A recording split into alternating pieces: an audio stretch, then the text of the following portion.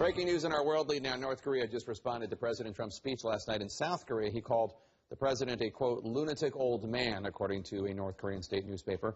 President Trump has since made the next stop in his Asia tour in China today. CNN's Sara Murray is traveling with the president. She's live for us right now in Beijing. And Sarah, was the Trump White House prepared for this response from North Korea?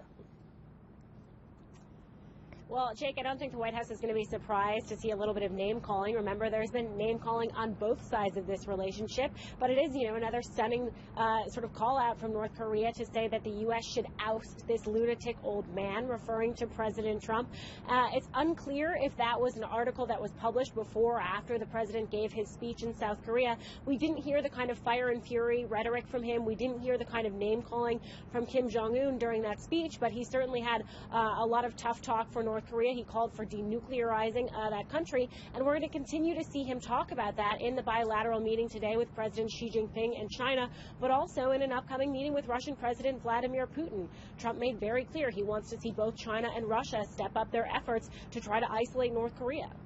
Sarah, I think you're already in tomorrow, but here, still in today in the United States, it's the one-year anniversary of President Trump being elected president. Last night, of course, was also a major political loss for him, especially in Virginia. How's the White House reacting?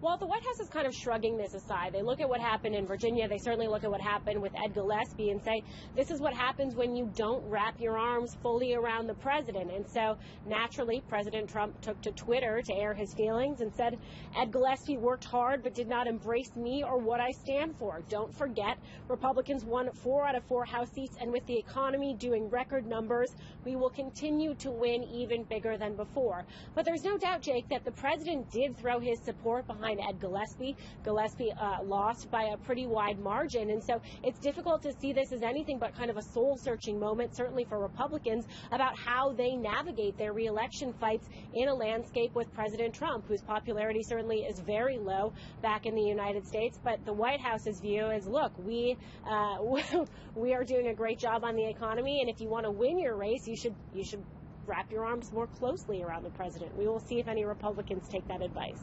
All right, Sara Murray in China, thank you so much.